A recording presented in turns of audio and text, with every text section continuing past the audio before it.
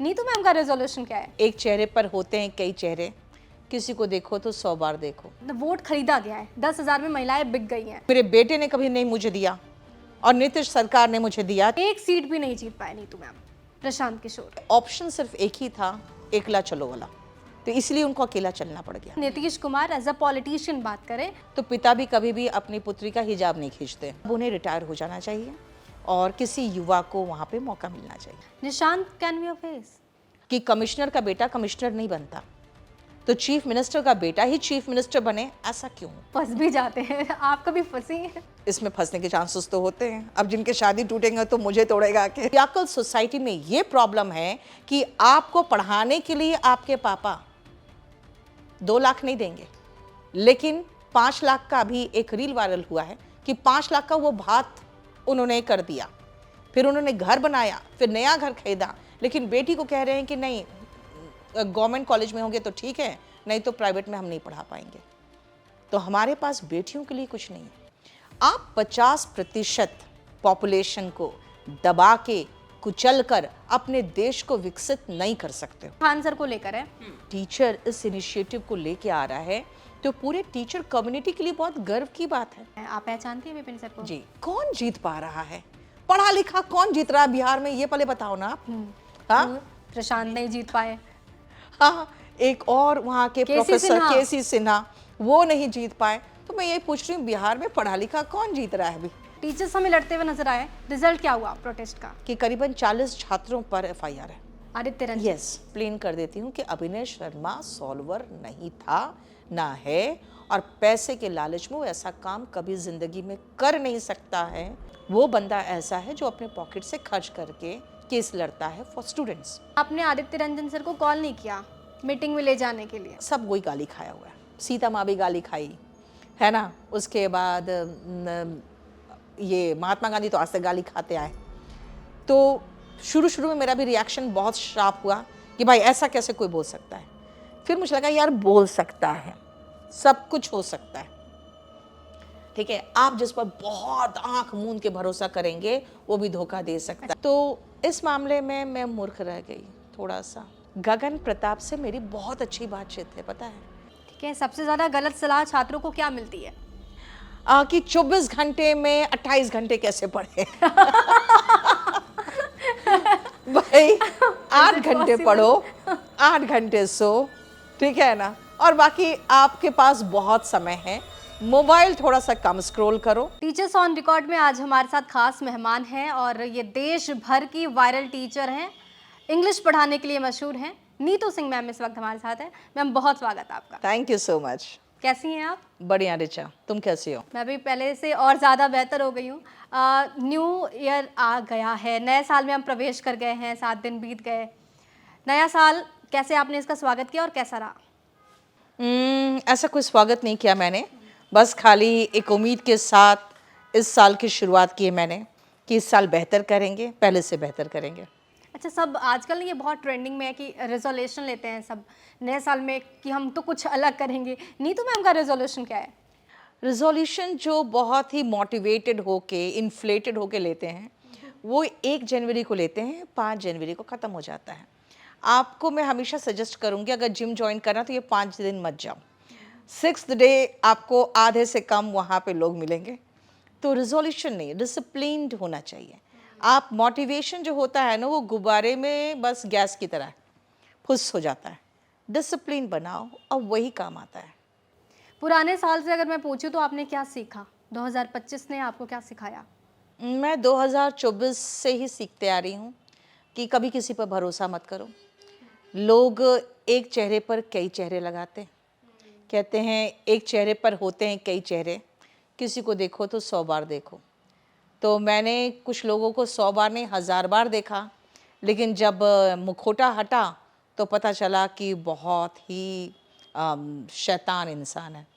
तो पिछला 2 साल मेरा बहुत ख़राब बीता है क्योंकि मुझे ऐसे चीज़ें मालूम हुई जो एकदम बहुत अजीब था मेरे लिए, स्वीकार करने लायक नहीं था, शॉकिंग था। तो उम्मीद करती हूँ 2026 में मैं ज़्यादा वाइज बन के प्रवेश किया है मैंने। अच्छा, 2025 बिहार के लिहाज से बहुत महत्वपूर्ण था कि इस बार 2025 में बिहार में इलेक्शन हुए। एनडीए को भरपूर जीत आई, बम्पर जीत आप कह सकते हैं। 243 सीटें हैं बिहार में और इस विधानसभा चुनाव में एनडीए को 202 सीटें मिली, कामयाबी मिली है एनडीए को। ये बहुत बड़ी जीत कहेंगे नीतू मैम, आप इस जीत को कैसे देखती हैं?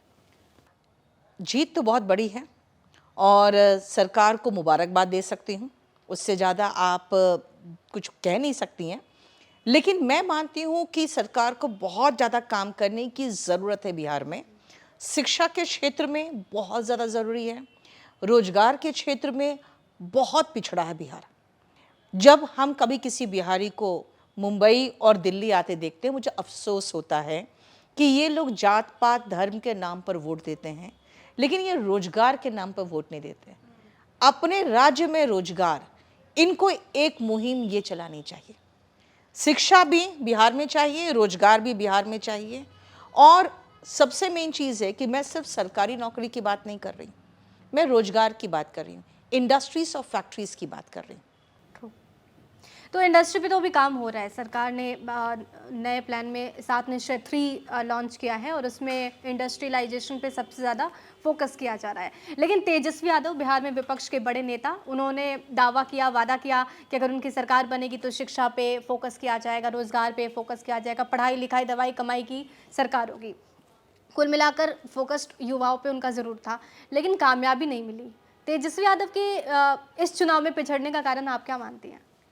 देखिए, कुछ तो है कि बीजेपी का जादू चलता है। बीजेपी एक बहुत अच्छे संगठन के रूप में काम करती है। बाकी जो विपक्ष है लास्ट में आपस में बढ़ जाती है, वोट बढ़ जाते हैं, तो वो चीज़ें वहाँ पर उनको मारती हैं। और एक बात और हुआ है इस बार बिहार में कि लास्ट मोमेंट में जो महिलाओं को एक 10,000 रुपये मिले हैं, उससे महिलाएं बहुत प्रेरित हुई हैं, क्योंकि उनको लगा कि जो जैसे एक किसी ने कहा कि मेरे बेटे ने कभी नहीं मुझे दिया और नीतीश सरकार ने मुझे दिया, तो मैं क्यों ना वोट दूं। तो ये भी बहुत ज़्यादा असर किया है इस बार वोट में, वोट अच्छा, बैंक में। ये जो 10,000 महिलाओं के खाते में गए, वो उनको सशक्त करने के लिए गए, उनको रोजगार देने के लिए गए, लेकिन विपक्ष ने इसे बड़ा मुद्दा बनाया और कहा कि मतलब वोट खरीदा गया है, 10,000 में महिलाएं बिक गई हैं। बीइंग अ वुमन, आपको क्या लगता है? देखिए, ये अगर एकदम लास्ट मोमेंट में हुआ है, वो इलेक्शन के समय हुआ है, तो इसने कहीं ना कहीं तो इलेक्शन पर प्रभाव डाला है। और जहाँ तक बिकने का सवाल है, तो सबसे मेन प्रॉब्लम ये है कि ये आज से नहीं, बहुत पहले से होता आया है। कहीं पर कोई दारू से बिक जाता है, कहीं अनाज में बिक जाते हैं, तो वोट यहाँ इंडिया में बिकते आए। तो इस बार अगर बिहार में ठीक इलेक्शन के पहले अगर 10,000 रुपया दिया गया है, तो ये इल्ज़ाम लगना तो तय था कि इल्ज़ाम तो लगेगा ही। लेकिन खैर, वहाँ की महिलाओं ने अगर डिसीजन लिया है तो ठीक ही डिसीजन लिया होगा। लेकिन मैं मानती हूँ कि इलेक्शन इंडिया में धर्म, जाति के आधार पर नहीं होना चाहिए। अब अगर आपको चीन से मुकाबला करना है, आज आपने अमेरिका का जो ताकत देखा है और आपने देखा है उसका पागलपन, विदाउट एनी रीज़न उसने वेनेजुएला पे अटैक किया है और वहाँ के राष्ट्रपति को उठा के ले गया है। तो आज हमें ये सोचना चाहिए कि हम धर्म की राजनीति, कास्ट की राजनीति सब छोड़कर शिक्षा की राजनीति करनी पड़ेगी, डेवलपमेंट देखना पड़ेगा, आपको इंडस्ट्रीज लगाना पड़ेगा और आपको ओवरऑल डेवलपमेंट के नाम पे वोट देना पड़ेगा। क्योंकि अब हमारे पास कोई ऑप्शन ही नहीं है कि बगल में चीन बैठा हुआ है जो एक सुपर पावर बन के उभर रहा है और वो अमेरिका को आंख दिखा रहा है। उसके सामने इंडिया की क्या औकात है। आप देख रहे हो चीन अरुणाचल प्रदेश वगैरह में घुसती चली जा रही है। तो आप कितना सेफ और कितने सालों तक सेफ होगे जब तक अपने आप को डेवलप नहीं करोगे तब तक। जाति से ऊपर उठ के चुनाव प्रक्रिया में भाग लेने की बात आप कर रही हैं, लेकिन अगर बिहार का ही हम एग्जाम्पल लेते हैं, प्रशांत किशोर बहुत बड़े प्लेयर के तौर पर हमें चुनाव मैदान में दिखे। उन्होंने भी शिक्षा की बात की, पलायन रोकने तक की बात उन्होंने की। उन्होंने कहा कि जाति से ऊपर उठ के हमें वोट करनी होगी, तभी हम बदलाव कर पाएंगे बिहार में। एक सीट भी नहीं जीत पाए नीतू मैम, प्रशांत किशोर। देखिए, मैं तो यही कह रही हूँ ना कि अभी भी इस चीज़ की राजनीति को कोई आधार नहीं मिल रहा है, कोई फील्ड नहीं मिल रहा है जहाँ पे वो एज एन एग्जाम्पल सेट कर सके कि बाकी लोग भी इन चीज़ों पर चुनाव लड़ो। अगर उनको कोई भी सीट नहीं मिला तो आगे मुझे बताइए कौन सी पॉलिटिकल पार्टी इस मामले को उठाएगी? अब आप खुद सोचिए। तो इसीलिए कोई भी पॉलिटिकल पार्टी अगर किसी चीज़ को एजेंडा बनाए, वो तभी बनाएगी जब उनको देखेगा कि हाँ ये कहीं पर ग्रास रूट लेवल पे इसका एक्सेप्टेंस हो रहा है। तो आप एक बात बताइए, प्रशांत किशोर अगर फेल हुए हैं बिहार में, तो ये एज एन एग्जाम्पल सेट हो गया है पूरे देश के लिए कि कोई भी पॉलिटिकल पार्टी इन चीज़ों को मत उठाओ, क्योंकि इन चीज़ों पर वोट नहीं मिलने वाली। तो यही तो मैं कह रही हूँ, बहुत दुख का विषय है ये चीज़। ये ड्रॉबैक आप मानती हैं इलेक्शन? ये इलेक्शन का ड्रॉबैक नहीं, भारत के लोगों के लिए एक बहुत बड़ा धक्का है कि जो पलायन रोकने की बात कर रहा है, जो एजुकेशन की बात कर रहा है, उसे एक भी सीट नहीं मिल रहा है। मैं ये नहीं कह रही हूँ कि वो जीत के आए या वो वहाँ पे चीफ मिनिस्टर बन जाता, मैं उसकी बात ही नहीं कर रही हूँ। मैं कह रही हूँ अगर उनका वोट परसेंटेज थोड़ा बेहतर भी होता, जो कि इनफैक्ट रिवील भी नहीं किया गया, ये बहुत बड़ी बात है और ये एक लोकतंत्र के लिए एक बहुत बड़ा धक्का है कि कोई एक पॉलिटिकल पार्टी का आपने परसेंटेज, वोट परसेंटेज ही रिलीज करने से मना कर दिया गया, अदर्स में डाल दिया गया।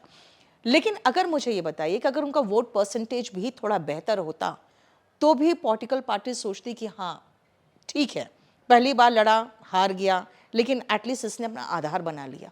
वो भी तो नहीं दिखा ना। तो आपको लगता है कि उनको अलायंस कर लेना चाहिए किसी अलग पार्टी, जैसे तेजस्वी यादव की पार्टी हो गई, आरजेडी, कांग्रेस पार्टी हो गई, तो इसके साथ अगर वो गठबंधन में रहते तो जीतना आसान होता, और जब तक जीतेंगे नहीं, सरकार में आएंगे नहीं, तो बदलाव कैसे संभव? देखिए, अगर आप कहेंगे कि अलायंस पे रहना चाहिए था, तो अगर वो अलायंस में होते तो किसके साथ होते? तेजस्वी के साथ होते। तेजस्वी यादव जिनके पुत्र हैं, उन पर आरोप लगा था जंगल राज का। तो आपको लगता है कि फिर इस आरोप से प्रशांत किशोर बच पाते? तो उनके लिए वहाँ पे ऑप्शन सिर्फ एक ही था, एकला चलो वाला। तो इसलिए उनको अकेला चलना पड़ गया। बिहार में अगर सरकार की बात ना करते हुए हम बस मुख्यमंत्री की बात करें, Nitish Kumar as a politician बात करें, तो वो आपको कैसे लगता है? मुझे बहुत खास नहीं लगते, क्योंकि उनकी कुछ हरकतें ऐसी होती है कि आप उनको सपोर्ट करने से पहले थोड़ा सा सहम जाते हो। सबसे पहले उन्होंने वहाँ पे असेंबली में जो सेक्स को लेकर उन्होंने जो बातें कही थी, वो उनका कहने का तरीका बहुत ही ख़राब था। उसको एक बहुत ही डिसेंट वे में कहा जा सकता था, जो उन्होंने इनडिसेंट वे में कहा था। अभी हाल में उन्होंने एक महिला का हिजाब खींच लिया, तो लोगों ने कहा कि नहीं, पिता तुल्य है, तो पिता भी कभी भी अपनी पुत्री का हिजाब नहीं खींचते। तो वो शायद आप देखिए, आप माने या ना माने, पॉलिटिशियंस की भी रिटायरमेंट की एक एज होनी चाहिए, क्योंकि आप उनको ये नहीं कह सकते हैं कि ये क्या क्या हो गए हैं। धीरे धीरे इंसान को अपने एज का जो असर होता है वो दिखने लगता है। तो मैं मानती हूँ कि अब उन्हें रिटायर हो जाना चाहिए और किसी युवा को वहाँ पे मौका मिलना चाहिए। लेकिन वही है कि कौन होगा ऑप्शन? प्रशांत किशोर, जनता ने उनको नकार दिया। तेजस्वी यादव, उनको भी जनता ने नकार ही दिया है। 25 पे 25 सीटों पे आके सिमट गई वो पार्टी। तो कौन है ऑप्शन बिहार के लिए? देखिए, जीता कौन? BJP, NDA. तो ऑप्शन भी तो एनडीए या बीजेपी का होना चाहिए। तो आप प्रशांत किशोर या तेजस्वी को तो मौका दे ही नहीं सकते हैं। तेजस्वी तो दूसरे पार्टी का है। तो इन्हीं में से किसी को ऑप्शन दिया जाना चाहिए, चाहे वो बीजेपी का हो या जेडीयू, चाहे आप इस जेडीयू का बात करें। चिराग पासवान की पार्टी भी है, एलजेपीआर। एक चिराग पासवान भी बहुत अच्छा ऑप्शन है ना। तो सबसे मेन चीज़ है, कोई युवा को ऑप्शन दिया जाना चाहिए। तो नीतू मैम को ये लगता है कि चिराग पासवान सीएम होने चाहिए थे बिहार के? देखिए, अभी तक उन्होंने ऐसा कोई काम नहीं किया कि मैं कहूँ कि सीएम होना चाहिए, है ना। क्योंकि आपको पहले अपने काम से प्रूव तो करना चाहिए ना अपने आप को। तो मैं मानती हूँ किसी युवा को वहाँ पे मौका मिलना चाहिए, सेकेंड लेवल पे काम करने का, वो अपने आप को प्रूव करे। उसके बाद उनको चीफ मिनिस्टर उन्हें बनाया जाना चाहिए, क्योंकि अभी फ़िलहाल मुझे नहीं लग रहा कि कोई भी ऐसा फेस है बिहार में, चाहे बीजेपी का हो या इनके अपने लोग हो, जेडीयू का हो, तो कोई भी ऐसा फेस नहीं है अभी फिलहाल। Nishant can be a face? Depends, पहले तो आप कुछ काम करके दिखाएंगे, लेकिन बात क्या है ना कि कोई भी पार्टी की सरकार हो, चीफ मिनिस्टर नीतीश, ये मुझे नहीं समझ में आया क्यों। नहीं, लोगों का ये मानना भी है बिहार में कि वो लोग कहते हैं कि नीतीश कुमार जिस पार्टी के साथ लग जाएंगे उनकी सरकार बिहार में बनेगी, और ऐसे में बीजेपी के पास आप ये कह सकते हैं कि चुनौती है कि नीतीश को हटा के गैर नीतीश वहाँ पर बीजेपी जीत नहीं पाएगी। इसलिए जो महाराष्ट्र में हुआ था वही बिहार में हुआ कि नीतीश कुमार को साथ लाना बीजेपी की मजबूरी बन गई। देखिए, मैं एक चीज़ नहीं समझ में आता है मुझे कि हर फील्ड में लोग कहते हैं अच्छा वो रिटायर कब करेगा, अच्छा वो इतने सालों से इस फील्ड में, वो रिटायर कब करेगा। तो ये नेताओं को रिटायरमेंट का सलाह क्यों नहीं दिया जाता है? और आज के जो युवा हैं वो अपने लिए कोई युवा को एज अ लीडर क्यों नहीं चुनना चाहते हैं? वो क्यों चाहते हैं कि नहीं वो जो है सो है वही रहे? क्योंकि युवा की जो सोच है उससे हम लोग को भी मैच करने में थोड़ा सा मुश्किल होता है, फ्रीक्वेंसी मैच करने में। आपको पता ही है बाप और बेटे में लड़ाई क्यों होता है, क्योंकि वो फ्रीक्वेंसी मैच नहीं होता है, जनरेशन गैप होता है। तो एटलीस्ट युवाओं को भी सोचना चाहिए कि हमें किसी युवा नेता को अब मौका दिया जाना चाहिए और देना चाहिए।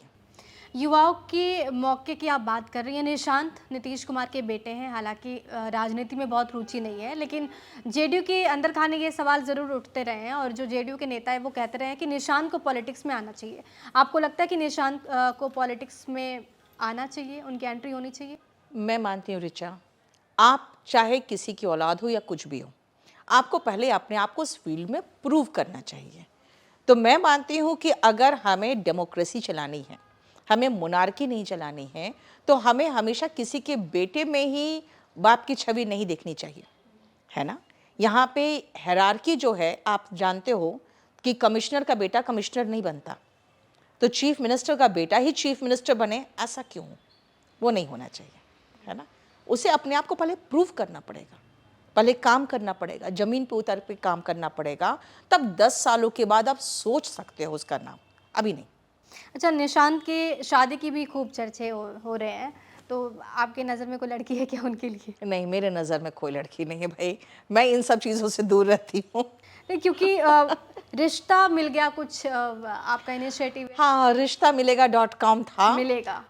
रिश्ता मिलेगा .com था, उसको फिर से रिवाइव करने की कोशिश है, क्योंकि मेरे स्टूडेंट्स आपस में पूछते रहते हैं कि मैम कोई ऐसी लड़की है, यहाँ की है, मेरे कास्ट के, कि कास्ट शादी में कास्ट सिस्टम जो है ना बहुत चलता है। मतलब कोई भी अगर स्टूडेंट भी मुझसे पूछता है कि मैम कोई लड़की मिलेगी, तो सबसे पहला होता है कास्ट, इस कास्ट की, और उसके बाद एजुकेशन, हाइट, वो सब बताता है बाद में। तो रिश्ता मिलेगा .com को फिर से रिवाइव करने की कोशिश कर रही हूँ अपने स्टूडेंट्स के लिए। अब नेताओं के बच्चे तो भाई सीधा इन लोग IAS के को उठा लेते हैं। तो ये आइडिया कैसे आया मैट्रिमोनियल शुरू करने का? स्टूडेंट से ही, क्योंकि इन लोग का जब सिलेक्शन हो जाता है उसके बाद लड़की भी सोचते हैं कि मैं चुन के दूँ। तो कई बार पूछते हैं मैम कोई लड़की मिलेगी, कोई ऐसी लड़की चाहिए, मेरे भाई के लिए चाहिए, मेरे लिए चाहिए, और अपना पूरा बायोडेटा भेज देते हैं। तो मैंने 1-2 बार तो फेसबुक में ही डाल दिया, और उन लोग के सही में बहुत रिश्ते आ गए। इनफैक्ट अभी हाल में क्या हुआ था, मेरी अपनी सिस्टर की लड़की के लिए मेरे सिस्टर ने कहा, तो मैंने कहा ठीक है, मैं फेसबुक में डाल दूँ? उसने कहा हाँ डाल दो। पता है बीच रात में मुझे मैसेज कर कहती है कि जल्दी से वो हटाओ। तो मैंने कहा क्या हुआ? करीबन 1-1:30 बज रहा था, मैं जाग रही थी। फिर मैंने फ़ोन किया, मैंने कहा हुआ क्या? कहती है मैं तब से पागल हो गई हूँ, इतने कॉल्स आ रहे, इतने मैसेजेस आ रहे, तुम्हारा सारा स्टूडेंट मुझे पागल करके छोड़ दिया। मैंने कहा एक बात बताओ, तुम्हें सरकारी नौकरी में लड़का मिल रहा है, तुम्हें और क्या चाहिए? तो मुझे लगता है कि मेरे पास बहुत अच्छा ऐसा तो प्लेटफॉर्म कभी है। ऐसा नहीं हुआ, क्योंकि मेडिएटर वाले काम में क्या होता है कि कभी-कभी आप फँस भी जाते हैं। आप कभी फँसी हैं? तो मैं कर नहीं रही हूँ ना। उस समय शुरुआत किया था, अच्छा चला था, लेकिन उसके बाद 2016 के बाद फिर मेरे काम अपना बहुत ज़्यादा बढ़ गया, एजुकेशन का ही, तो फिर मैंने इसको ड्रॉप कर दिया था। और इसमें फंसने के चांसेस तो होते हैं, अब जिनके शादी टूटेंगे तो मुझे तोड़ेगा के। और अभी क्या है कि शादियाँ बहुत कम ही चल पा रही हैं। देखो शादी तो चलेगी, बशर्ते आप अपने लाइफ पार्टनर को सम्मान दीजिए, इनफिडिलिटी से बचिए और बराबरी का दर्जा दीजिए, क्योंकि आजकल लड़कियां जो है वो अवेयर हो गई, जागरूक हो गई। और एक डेवलप्ड सोसाइटी में आप देखोगे डिवोर्स परसेंटेज तो ज़्यादा होता है, तो इसीलिए शादियां कम नहीं चल रही हैं, लड़कियां जागरूक हो रही है ना। पहले आपने देखा होगा आपके अपने परिवार में भी, मेरे परिवार में भी महिलाएं मार खा के रह जाती थी। आजकल मना कर देती है, मार खा के नहीं रहूँगी। घर वाले भी अब मार खाने को छोड़ नहीं देते हैं। पहले होता था कि तुम्हारी डोली यहाँ से निकली है, जहाँ पे डोली गई वहाँ से अर्थी निकले। तो ये सोच जो मानसिकता थी वो महिलाओं को बहुत परेशान करती थी। आजकल ऐसा नहीं है। तो ये ड्रॉबैक नहीं लगता आपको? कब का? पहले का कि अब का? अभी का? अभी का कोई ड्रॉबैक नहीं है। अगर लड़कियां जागरूक हुई है तो इसमें समस्या किस बात की है? इसमें शादियां नहीं चल रही है ना? पेट्रियाकल माइंडसेट वालों को परेशानी हो रही है। शादियां तो बहुत सारी शादियां ऐसी है जो मर चुकी है, समाज के सामने वो चल रही है, बिहाइंड द डोर्स वो दोनों अजनबी की तरह रह रहे हैं। अगर वो दोनों अलग होके फिर अपने लिए खुशी ढूंढने निकल रहे हैं, मैं लड़की के साइड से नहीं बात कर रही हूँ, मैं लड़के के साइड से बात कर रही हूँ, जो वो बाहर जाके इधर उधर है ना छिप के जो मुंह मारे, उससे अच्छा ओपनली बोल दे कि भाई हम दोनों में नहीं पट रहा है, वी आर सेपरेटिंग, और वो अपने लिए कोई अपने जैसा लाइफ पार्टनर ढूंढ ले, इसमें क्या खराबी है? ठीक है, डिवोर्स को कलंक के रूप में देखना बंद करना पड़ेगा। नहीं, सोसाइटी में एक सोशल प्रेशर ये भी हो जाता है कि अगर डाइवोर्स हो गया तो फिर ये माना जाता है कि अब लड़की का क्या होगा। तो ये कहीं ना कहीं प्रेशर है, और ये छोटे शहरों में ज़्यादा है। जो एजुकेटेड हैं, जो बाहर चली गई हैं, उनके ऊपर ये प्रेशर नहीं है कि उन्हें पता है कि मुझे खुद के लिए जीना है। लेकिन जो सोशल प्रेशर है जो छोटे शहरों में, वहाँ पे कैसे लड़कियाँ गुजारा करें? देखो बात क्या है ना, मैं आपको एक एग्जांपल देती हूँ। मेरे एक रिलेटिव की शादी हुई, 25 लाख रुपया दहेज दिया गया, कैश गिन के। उसका कोई प्रूफ तो होता नहीं दहेज का, कोई आप बैंक अकाउंट से तो ट्रांसफर करते नहीं बिहार में तो है ना। 25 लाख रुपया गिन के दिया गया। और उसके बाद जब शादी के बाद वो लड़की को ही पता चला कि हस्बैंड का कोई सरकारी नौकरी नहीं है, वो कॉन्ट्रैक्ट बेसिस पे, ठीक है। अच्छा, जब ये पता चला तो लड़की ने जब क्वेश्चन किया, लड़का उसको छोड़ के चला गया, अपने जहाँ पे नौकरी थी वहाँ चला गया। अब लड़की को उसके फादर ने वापस ससुराल जाके पहुँचा दिया। अब वो लड़की 5 महीने प्रेग्नेंट है, हस्बैंड आ नहीं रहा है, सास ससुर उसका केयर नहीं कर रहे, उसको हॉस्पिटल वो अकेले जाती है, उसको बच्चे को दिखाने के लिए भी उसको पैसा नहीं है। अब वो लड़की क्या करे? अब वो मुझसे सलाह मांग रही है। मैं उसको क्या सलाह दूँ, क्या कहूँ उसको कि पुलिस के पास जाओ? वो 5 मंथ्स प्रेग्नेंट है। आपको लगता है कि यहाँ पुलिस उनको इमीडिएटली कोई रिलीफ दिला पाएगा? उसके पास कोई प्रूफ नहीं है कि हमने 25 लाख दहेज दिया है, क्योंकि पूरा कैश में दिया गया था। वो पैसे भी वापस उसको नहीं मिलेंगे। तो मैं ये मानती हूँ कि लड़कियों के लिए बहुत बड़ी परेशानी है, क्योंकि प्रेग्नेंट आप ही होगे, ठीक है ना, अपना घर छोड़ के आप ही निकल रहे हो। आज उसके भाई और भाभी उसको वापस स्वीकार नहीं कर रहे हैं। क्यों? क्योंकि इतने तामझाम के साथ हम लोगों ने जमीन बेच के इसकी शादी की है, अब ये वापस क्यों ले? ठीक है, अपना हिस्सा तो ले गई। देखिए 25 लाख बेच के उस लड़की के नाम पे जमा नहीं कराया गया, उसके ससुराल वालों को दिया गया। तो प्रॉब्लम हमारी सोसाइटी में बहुत ज़बरदस्त है। पेट्रियार्कल सोसाइटी में ये प्रॉब्लम है कि आपको पढ़ाने के लिए आपके पापा 2 लाख नहीं देंगे, लेकिन 5 लाख का भी एक रील वायरल हुआ है कि 5 लाख का वो भात उन्होंने कर दिया, फिर उन्होंने घर बनाया, फिर नया घर खरीदा, लेकिन बेटी को कह रहे हैं कि नहीं गवर्नमेंट कॉलेज में होंगे तो ठीक है, नहीं तो प्राइवेट में हम नहीं पढ़ा पाएंगे। तो हमारे पास बेटियों के लिए कुछ नहीं है। ये हमारा समाज है, आज भी है। मुझे याद है मैम, पिछले दफ़े मैंने आपका जब इंटरव्यू किया था तो आपने वुमेन एजुकेशन पे बहुत फोकस किया था, और वो वीडियो महाराष्ट्र में बहुत देखा गया था। वहाँ के लोग उससे इत्तेफाक रखते हैं, ये मानते हैं कि लड़कियों को पढ़ाना बहुत ज़रूरी है। आपके अनुसार कितना इम्पॉर्टेंट है वुमेन एजुकेशन? चलो मैं आपको 2 एग्जाम्पल देती हूँ। जितने डेवलप्ड कंट्रीज़ हैं यूरोप में, सारे डेवलप्ड हैं, सबकी महिलाएं इंडिपेंडेंट हैं, वहाँ एजुकेशन का काफ़ी अच्छा इक्वालिटी है, लड़का लड़की दोनों को पढ़ाया जाता है। अब आप चलिए अफगानिस्तान में। अफगानिस्तान में लड़कियों की हालत कितनी खराब है, तो देश की हालत देखिए कैसा है। आप 50% पॉपुलेशन को दबा के कुचल कर अपने देश को विकसित नहीं कर सकते हो। मैं कह रही हूं महिलाओं को छोड़ो, आप क्या चाहते हो? मर्द को ही मैं पूछ रही हूं, आप चाहते हो कि आपका देश डेवलप्ड हो, आपके देश में आपके पास अच्छे नौकरी हो, अच्छा इकोनॉमी हो, डेवलपमेंट हो? अगर ये चाहते हैं तो आपको 50% जो पॉपुलेशन है उनको लेके चलना पड़ेगा। उसके बिना देश का उद्धार नहीं है। मैं महिलाओं की खाली बात नहीं करूंगी, मैं कहूंगी एज अ होल कंट्री हम तभी डेवलप्ड होंगे जब हमारी 50% पॉपुलेशन भी साथ में चलेगी। करेक्ट। बिहार की बात कर लेती हूँ मैम। दो हलचल, एक तो हलचल पे हमने बात की कि इलेक्शन बिहार में हुआ और जो रिजल्ट है वो बिल्कुल चौंकाने वाले हैं। दूसरी हलचल खान सर को लेकर है।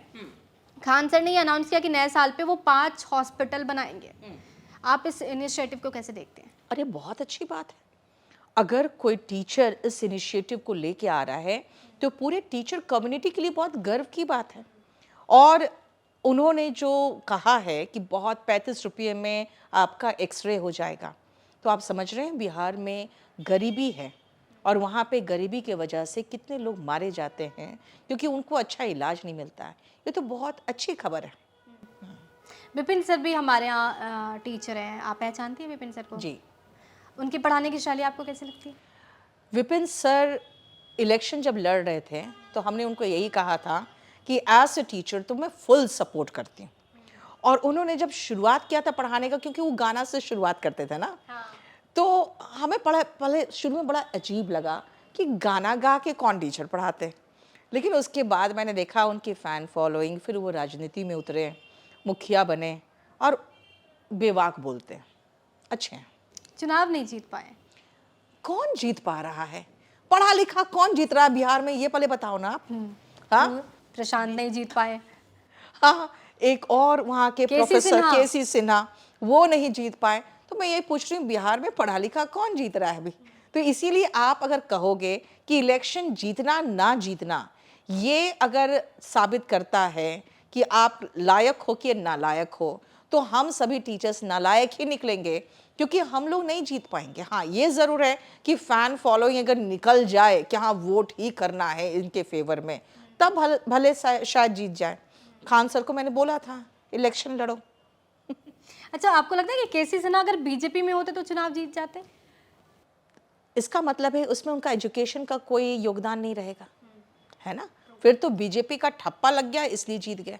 तो मैं कह रही हूँ एजुकेशन अगर उनको जिता दिया होता तो मैं मानती कि हाँ ये एजुकेशन का बोलबाला है। जी। एसएससी प्रोटेस्ट की बात कर लेती हूँ। प्रोटेस्ट को लेकर खूब हवा बना, बहुत सारे वीडियोस हमने देखे। इसका फलसफा क्या है? टीचर के लड़ने के अलावा टीचर्स हमें लड़ते हुए नजर आए, रिजल्ट क्या हुआ प्रोटेस्ट का? पहला जो हम लोगों ने प्रोटेस्ट किया था जिसमें मैं अरेस्ट हुई थी, उस पर एफआईआर भी मेरे पर हो चुका है। तो मेरे पर 2-2 एफआईआर हो गया इस प्रोटेस्ट के बाद। तो पहले प्रोटेस्ट के बाद हमें स्पेशली हम लोग 3-4 लोगों को परमिशन मिला और बुलाया गया वहाँ पे डीओपीटी मिनिस्टर से मिलने के लिए, और 3-4 हमें रिलीफ भी मिला। और मैं 2013 के प्रोटेस्ट में भी थी, 2017 में भी थी और 2025 में भी थी। तो मैं ज़्यादा विशेषकर खुश हुई क्योंकि मुझे महसूस हुआ कि आज तक हम लोग कोई रिलीफ लेके तो कभी आए नहीं थे, ना 2013 में, ना 2017 में। 2025 में ये 4-5 रिलीफ वो भी सीधा डीओपीटी मिनिस्टर सामने बैठ के कर रहे हैं और वो डिसाइड कर रहे हैं और प्रॉब्लम सॉर्ट आउट कर रहे हैं। एसएससी के चेयरमैन सामने बैठे हैं, उनका क्वेश्चन सीधा उन पर होता है और डिमांड हमारा होता है, क्वेश्चन वो करते हैं। और एसएससी चेयरमैन इतने बैकफुट पे आ गए थे कि वो मीडिया में घूम घूम के अपने स्टेटमेंट्स दे रहे थे जो कि आज तक एसएससी के इतिहास में कभी नहीं हुआ। तो ये हम विक्ट्री मान रहे थे। लेकिन फिर बहुत सारी ऐसी चीज़ें हो गई, राजनीति हो गई, उसको लॉलीपॉप साबित कर दिया गया, लॉलीपॉप साबित कर दिया गया, चाय की चुस्की में बेच के आगे ये साबित कर दिया गया। फिर दूसरा प्रोटेस्ट छात्रों को बुलाया गया। दूसरे प्रोटेस्ट में मैं बताती हूँ ये हालत है कि करीबन 40 छात्रों पर एफआईआर है। सेकेंड में भी मेरा एफआईआर हो गया है और मेरा भी नाम है, और 1-1.5 सप्ताह पहले 4-5 घंटे का इंट्रोगेशन भी हुआ है, डॉजियर भी बन गया है, दोनों में डॉजियर बन गया है। तो परेशान तो मुझे भी किया गया है और दोनों में एफआईआर है। लेकिन पहला के बाद जो हमें उम्मीद थी और जो डीओपीटी मिनिस्टर ने कहा था जितेंद्र सिंह जी ने कि फिर से मुलाकात होगी, रेलवे को लेकर मुलाकात होगी। आज तो एसएससी के चेयरमैन हैं, रेलवे के चेयरमैन को बुला के आप लोग को बुलाया जाएगा, फिर से मुलाकात होगी। तो वो सब धरा का धरा रह गया क्योंकि सेकेंड प्रोटेस्ट में हम लोग हारे हैं और हम लोग बैकफुट में इसलिए आ गए क्योंकि हम में से एक टीचर ने पूरा ये अनाउंस कर दिया कि चाय की चुस्की में हम लोगों ने प्रोटेस्ट भेज दिया है। देखिए, are you talking about Aditya Ranjan? Yes, देखो बात क्या है ना, जब महात्मा गांधी भी आए थे तो एक आंदोलन के बाद उन्होंने भारत को आज़ादी नहीं दिला दी थी, है ना। कई राउंड टेबल कॉन्फ्रेंस हुए, तो आपको भी थोड़ा सब्र रखना पड़ेगा। तुरंत बहुत व्याकुल होके, और आप समझ सकते हो सामने डीओपीटी मिनिस्टर बैठे हैं, अब वो जो दे रहे हैं पहले वो तो ले लो, उसके बाद फिर हम लोग नेक्स्ट मीटिंग में फिर से डिमांड रखेंगे। ठीक है, हमारे साथ स्टूडेंट्स का बल है और हम लोग इस तरह से टीचर का अरेस्ट पूरे नेशन का मुद्दा बन गया था कि टीचर्स को इस तरह से ढकेल के बस में बिठाया गया। तो ये एक बहुत बड़ा सक्सेस था टीचर्स के लिए भी और स्टूडेंट्स के लिए भी, और ये मुद्दा हम लोग बहुत आगे तक ले जाते हैं, लेकिन ख़राब हो गया क्योंकि हम लोग बैकफुट पे आ गए ना। अब आप सोचो ना, आप मेरे लिए लड़ रहे हो, ठीक है ना, मैं आपको गाली देने लगूं और पुलिस भी आपके खिलाफ एफआईआर कर दे, तो आप कहाँ तक मेरा साथ दे पाओगे। तो यही हम लोग के साथ भी हुआ। एक टीचर को तो सॉल्वर बना दिया क्या? देखो, अभिनय, सच कहूँ, अभिनय ऐसा लड़का है कि वो आउट ऑफ द वे जाके स्टूडेंट्स को हेल्प करने की कोशिश करता है। वो इस चीज़ को एक्सपोज करने के लिए उन्होंने बहुत सारे काम किए और उन्होंने एक्सपोज कर दिया। अब उनको सीधा उन्होंने कह दिया कि सॉल्वर है। देखो, मैंने लॉ पढ़ा है, campus law centre, Delhi university की प्रोडक्ट हूँ। अगर किसी में आपका नाम एक्यूज्ड में होगा तो मैं आपको आरोपी कहूँगी, अगर आपका नाम विटनेस में होगा तो आप आरोपी नहीं होंगे, ठीक है। एक्यूज्ड में अभिनय शर्मा का नाम नहीं था।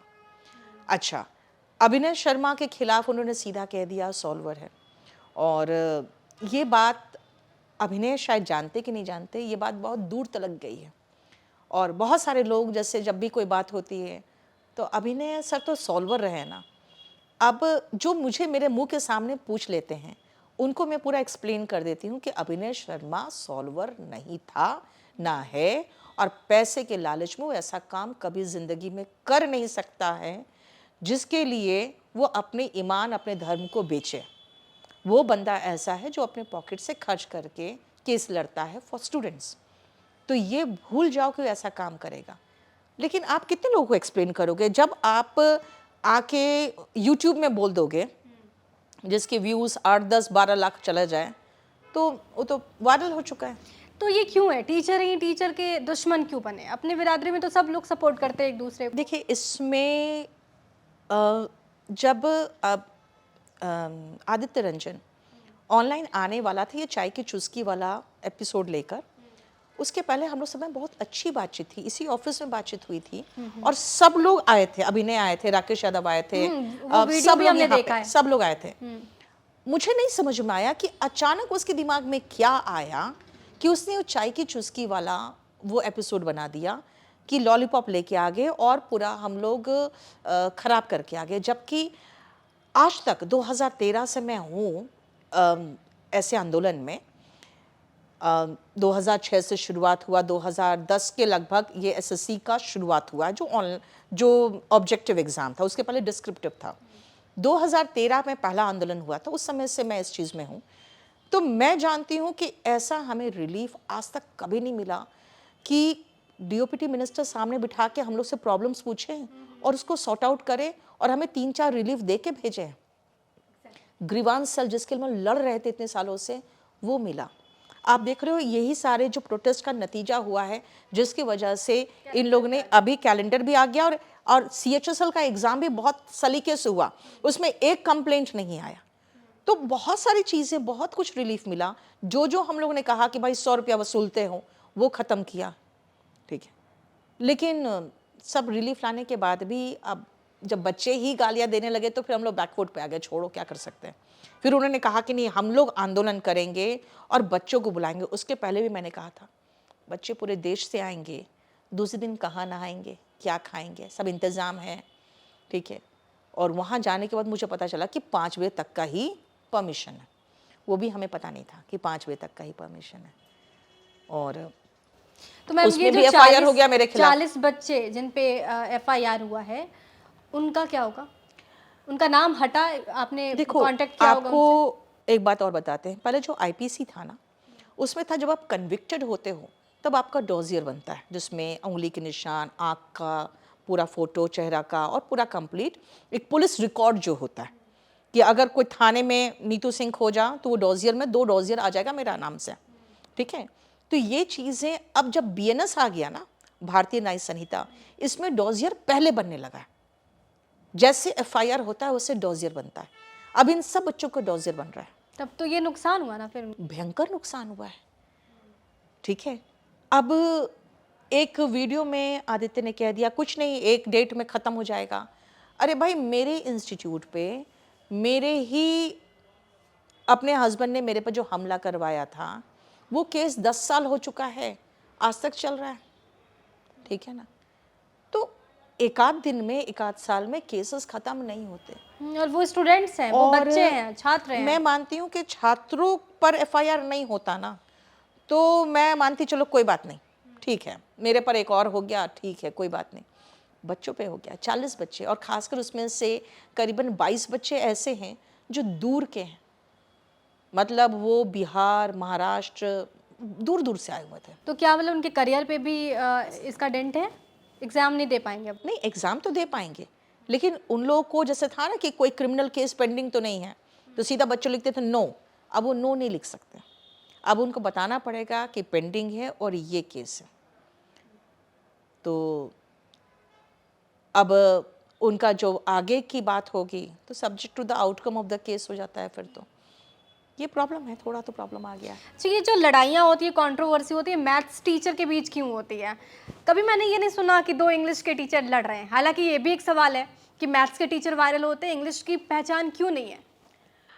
एक्चुअली इंग्लिश के टीचर्स शांति से पढ़ाते हैं, ठीक है, और मैथ्स के टीचर्स के बीच में कंट्रोवर्सी तो होती है, लेकिन प्रॉब्लम क्या है ना कि कंट्रोवर्सी आपस में जो करते हैं अपने एडमिशन्स बढ़ाने के लिए, उसमें कोई प्रॉब्लम नहीं था। यहाँ पे हमारी लड़ाई सरकार से थी, है ना। इस मामले में हम लोग को बिल्कुल एकजुट रहना चाहिए था। और जब आदित्य लोगों ने आके कह दिया चाय की चुस्की, लॉलीपॉप, तो फिर उसके बाद मैं भी बहुत भयंकर गुस्से में आ गई थी। तो मेन चीज़ क्या है ना कि घर की लड़ाई घर में रहे, बाहर हम लोगों को एकजुट होकर बच्चों के लिए लड़ना था। लेकिन हुआ क्या, बाहर एकजुट होकर नहीं लड़के हम लोगों ने घर की लड़ाई को अपना कमज़ोरी बना के सरकार के हाथ में दे दिया। नहीं तो जो बच्चों को समझ में आया, जो मैंने कमेंट्स पढ़े, वो मुझे यही समझ आया बच्चों के थ्रू कि आपने आदित्य रंजन सर को कॉल नहीं किया मीटिंग में ले जाने के लिए। नहीं, इनफैक्ट मैं बताती हूँ, वहाँ पे जब मैं भी पहुँची हूँ ना, तो कहा गया कि मैडम आपका नाम नहीं है, आप अंदर नहीं जा सकती, ठीक है। तो उसके बाद फिर जब दूसरा लिस्ट देखा गया तो कहा हाँ हाँ आपका नाम है, और फिर अभिनय सर का नाम लास्ट में था। तो एक में नाम था आभास सैनी का, राकेश यादव का, एक लिस्ट में नाम था मेरा और अभिनय शर्मा का। तो हम लोग 4 का ही नाम था। अगर हम उनको कॉल भी कर लेते, क्योंकि उनके इंग्लिश के टीचर भी थे हम लोग के साथ, राकेश यादव के साथ हमारे उनके इंग्लिश के टीचर थे, लेकिन वो बाहर तक आए थे। एंट्री विदाउट परमिशन नहीं हो सकता, आपका नाम उस लिस्ट में होना चाहिए मीटिंग में। तो यही उनको बुरी लग गई बात, मुझे लगता है। देखो, अगर ये बुरी लगी है ना, तो उनको ये बोलना चाहिए था कि अगर मुझे लेके जाते तो हम ये डिमांड रखते, अगर मुझे लेके जाते तो हम ये भी करते। उन्होंने सीधा कहा इन लोग चाय की चुस्की में लॉलीपॉप लेके आ गए। अब एक बात बताइए, सोचो रिचा, मैं तुम्हारे लिए लड़ रही हूँ, ठीक है, और तुम्हारे लिए मैं चिल्ला रही हूँ, और मैं यूट्यूब में जैसे आती हूँ तुम मुझे लॉलीपॉप और चाय की चुस्की का उसमें भेज रहे हो तो कमेंट्स में, तो मुझे कितना बुरा लगेगा, फिर मैं क्या ये चाहूँगी। स्टूडेंट्स ने किया है? स्टूडेंट्स ने उसके बाद जितने बार भी हम लोग आ रहे थे, स्टूडेंट्स एकदम ट्रोल आर्मी उनकी होती है ना, उनके जो फैन फॉलोअर्स वो दूसरों के लिए ट्रोल आर्मी होती है। तो कितना कोई लड़ेगा और क्यों लड़ेगा, आप खुद सोचो ना। मेरे पर 2 FIR है, पहला नॉर्थ एवेन्यू वाला, दूसरा ये कमला मार्केट में हो गया है। मैं करीबन उसके बाद 3 बार नॉर्थ एवेन्यू जा चुकी हूँ और 2 बार कमला मार्केट जा चुकी हूँ। मतलब कुल मिला के मेरा 5 दिन में करीबन 20 से 25 घंटा मैं ऑलरेडी बर्बाद कर चुकी हूँ। क्योंकि एक बार जब बुलाते हैं तो जाने आने में 1 घंटा लगता है, 1 घंटा लगता है आने में वापस, और 3 से 4 घंटा वहाँ पे उन लोग कुछ ना कुछ करके बिठाए रखते हैं। तो 4 से 5 घंटा मैं हर बार वेस्ट कर रही हूँ। किसके लिए? बच्चों के लिए। और बच्चों से क्या मिला हमें? तो ये अफसोस इसलिए होता है कि भाई तुम मैथ्स के टीचरों के बीच में लड़ाई है, हम जानते हैं, ठीक है। 2 मैथ्स के टीचर, तीनों मैथ्स के टीचर थे ना मेरे साथ, तो इसमें भी प्रॉब्लम इसको यही था कि भाई तीनों मैथ्स के टीचर चले गए, उन लोग सारा फुटेज खा गए, हमको छोड़ दिया। तो मेरा कहना है कि अब आपको बुलाया नहीं गया तो हम लोग कैसे कहते नहीं इसको भी बुलाओ। चौथा खाली अभिनय शर्मा थे, क्योंकि ये बहुत पहले से केसेस वगैरह देख रहे थे कोर्ट में, तो इनको ही हम लोग शामिल करने में हम लोग को पापड़ बेलने पड़ गए। लास्ट मोमेंट तक भी पता नहीं था कि इसको अंदर जाने दिया जाएगा कि नहीं दिया जाएगा। तो इसीलिए हम लोग ने किसी को नहीं बताया कि हम लोग जा रहे हैं। अब एक बात बताओ ना, हमें क्या पता था कि हमें वहाँ बिठा के DOPT मिनिस्टर चेयरमैन को बिठा के और हमारे हाथ में 3-4 ऐसे कुछ मतलब हमें एडवांटेजेस मिल जाएगा जाने का, और हमें ऐसा कुछ बातचीत से कुछ सॉल्यूशन निकल आएगा, 2-3 सॉल्यूशन भी। हम तो यही सोच के जा रहे थे पता नहीं क्या होगा, डांट डपट खा के आ जाएंगे, क्या होगा। तो हमें तो पता नहीं था कि हमें कोई सॉल्यूशन भी मिलने वाला है। अब जब आके हम लोगों ने खुशी खुशी बताया तो उसके बाद उन्होंने कह दिया चाय की चुस्की में बेच दिया। क्या कर सकते हैं। देखो बात क्या है ना, सब वही गाली खाया हुआ है। सीता माँ भी गाली खाई है ना, उसके बाद ये महात्मा गांधी तो आज तक गाली खाते आए। तो शुरू में मेरा भी रिएक्शन बहुत शार्प हुआ कि भाई ऐसा कैसे कोई बोल सकता है।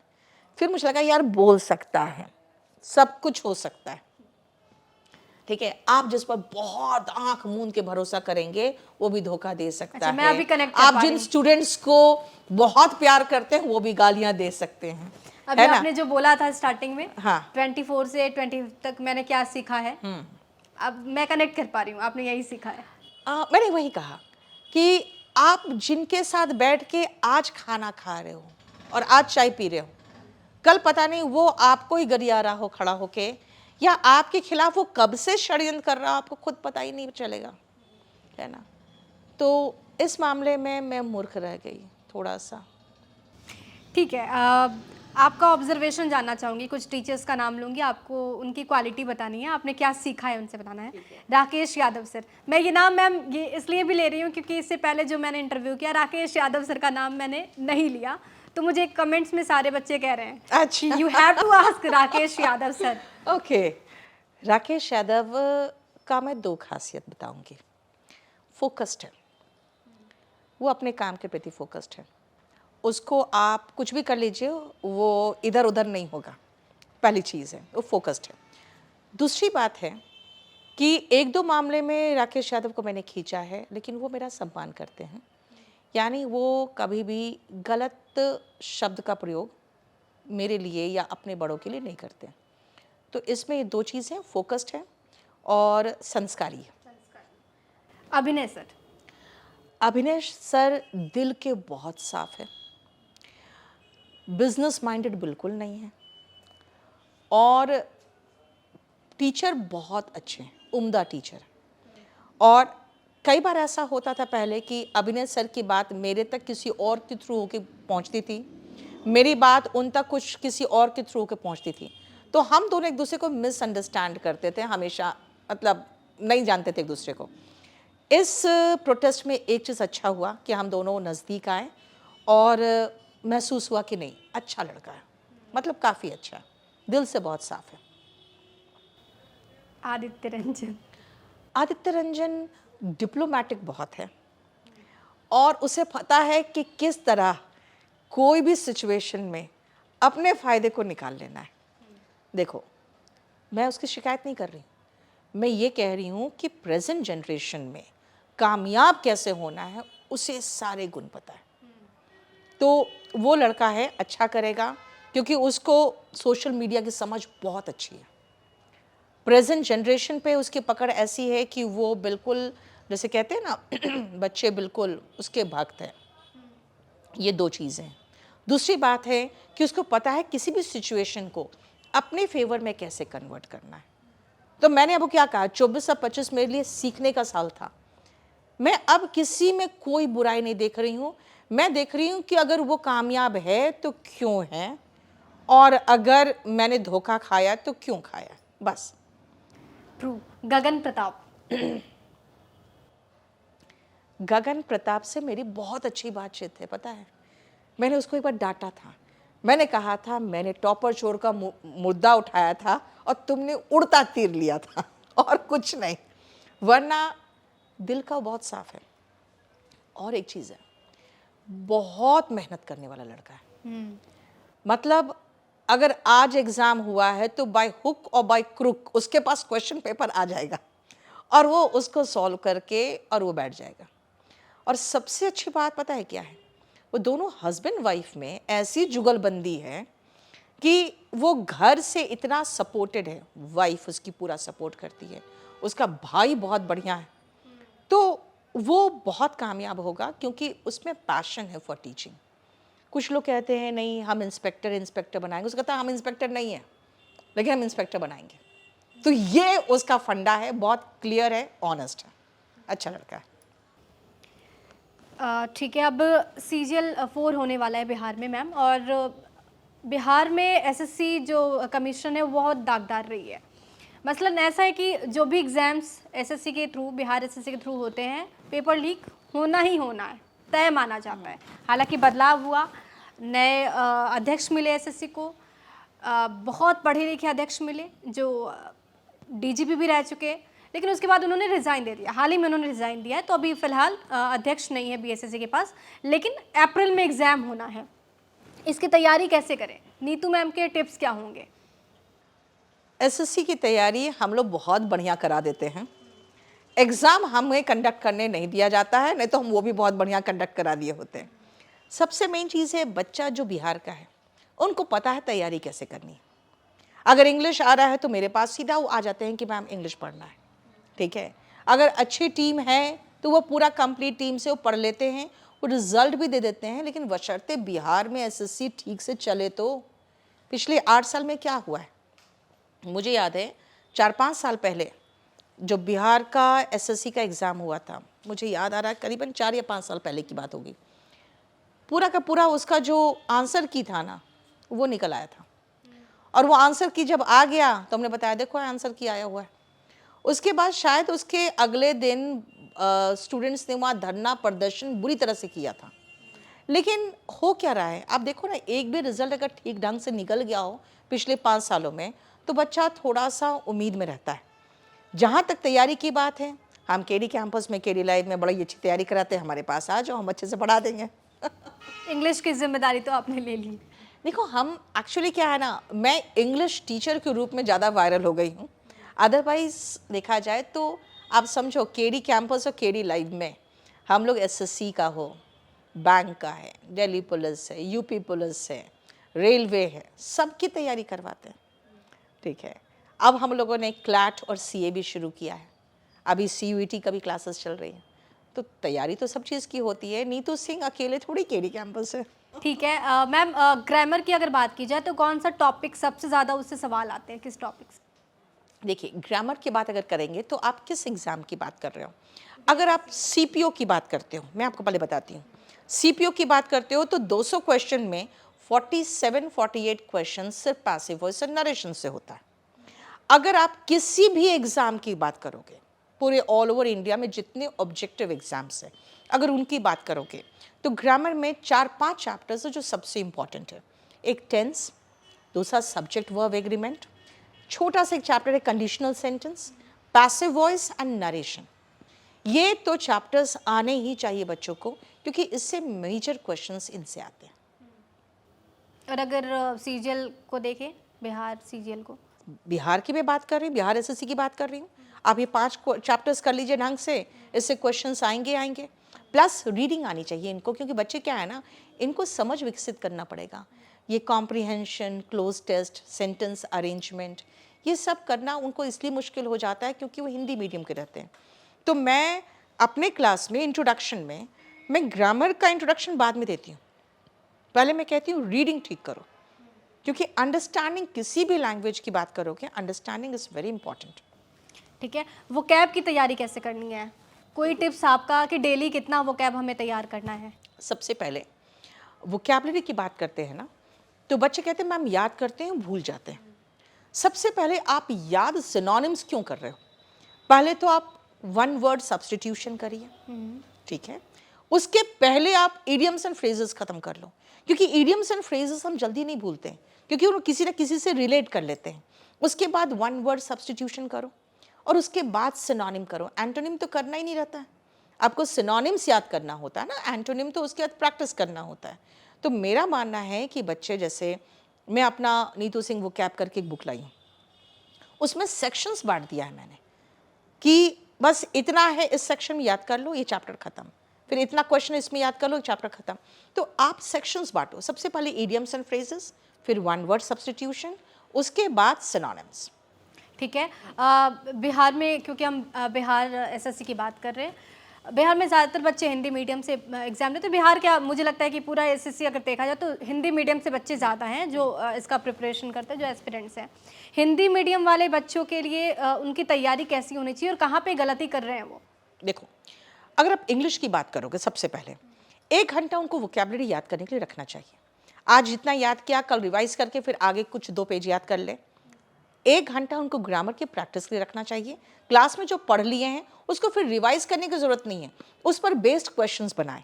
और 1 घंटा तो वो रीडिंग ज़रूर करे, कुछ भी इंटरेस्टिंग जो उसको अच्छा लगे, क्योंकि उनको अंडरस्टैंडिंग डेवलप करना है।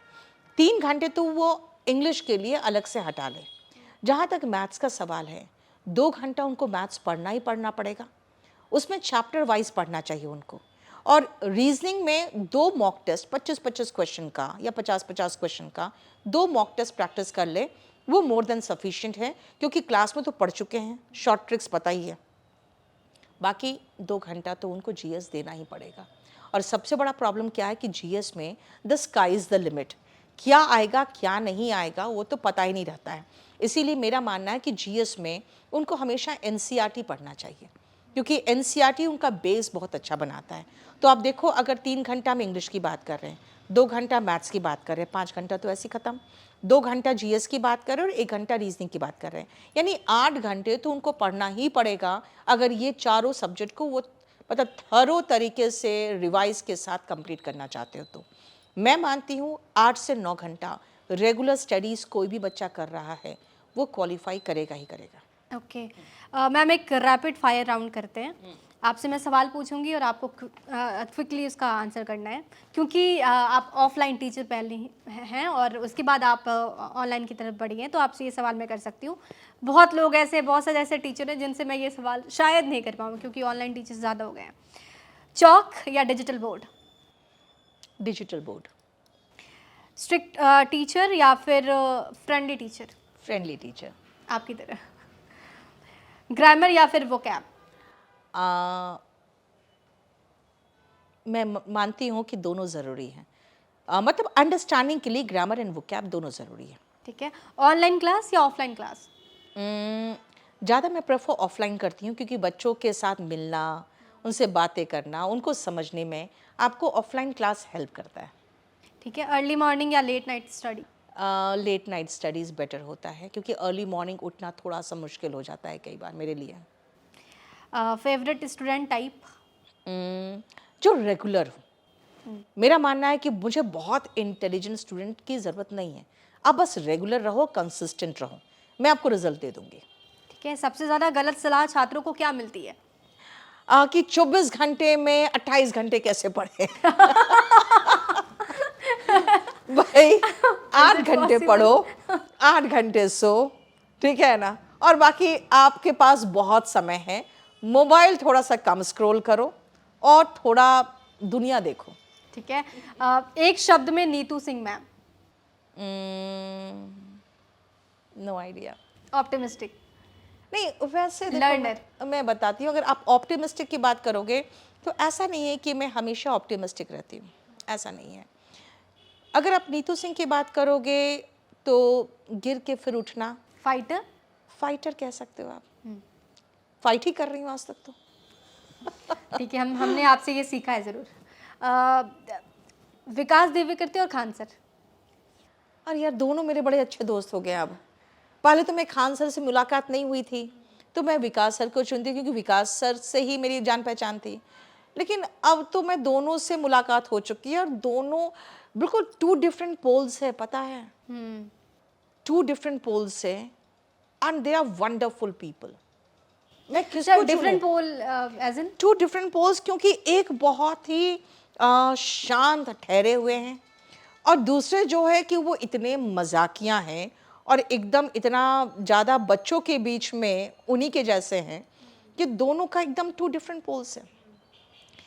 विकास सर की बातें समझने के लिए कभी कभी आपको बहुत ही इंटेलेक्चुअल होना ज़रूरी है। खान सर तो एक रिक्शे वाले को पढ़ा देंगे। तो 2 डिफरेंट पोल्स है, बिल्कुल मैं मानती हूँ। गगन सर और आदित्य रंजन सर। गगन सर, आदित्य ने बहुत खराब किया मेरे साथ। अच्छा, गगन सर और अभिनय सर। नहीं, ये दोनों मेरे बहुत अच्छे दोस्त हैं यार, दोनों मेरे लिए बहुत प्यार है दोनों के लिए। ठीक है, अभिनय सर और राकेश यादव सर। चुनना मुश्किल है। मैं आपको बताऊं एक चीज़, अभिनय, राकेश यादव और गगन, इन तीनों के साथ मेरी बॉन्डिंग बहुत अच्छी हुई है ड्यूरिंग दिस प्रोटेस्ट। मैं एक चीज़ मानूंगी, सब बुरे चीज़ में अच्छा होता है। ये बुरा क्या हुआ तो मेरे खिलाफ 2 FIR हो गया। अच्छा क्या हुआ कि हम लोगों के बीच में बहुत सारी गलतफहमियाँ, बहुत सारे ईगो थे, बहुत क्लैश करता था। अब ऐसा कुछ भी नहीं है। हो सकता है अगर मुझे रात को 12 बजे ज़रूरत पड़े ना तो मैं अभिनय को कॉल कर दूं या सीधा गगन को कॉल कर दूं, जल्दी फटाफट आ जाओ। मतलब हम लोगों के बीच में ऐसी बॉन्डिंग हो गई। राकेश यादव क्योंकि 10 मिनट के बाद कॉल ही नहीं उठाते हैं, इसलिए शायद मेरा फ़ोन ही नहीं उठाएंगे अगर मैं इमरजेंसी में कॉल करूं तो इसीलिए उनको तो कॉल ही नहीं कर सकती। अदरवाइज ये तीनों के साथ मेरी बॉन्डिंग बहुत अच्छी हो गई है। ये प्रोटेस्ट का पॉजिटिव साइड है जो मैं बता रही हूँ आपको, पॉजिटिव आउटकम। बहुत शुक्रिया मैम हमारे साथ जुड़ने के लिए, बहुत धन्यवाद। Thank you.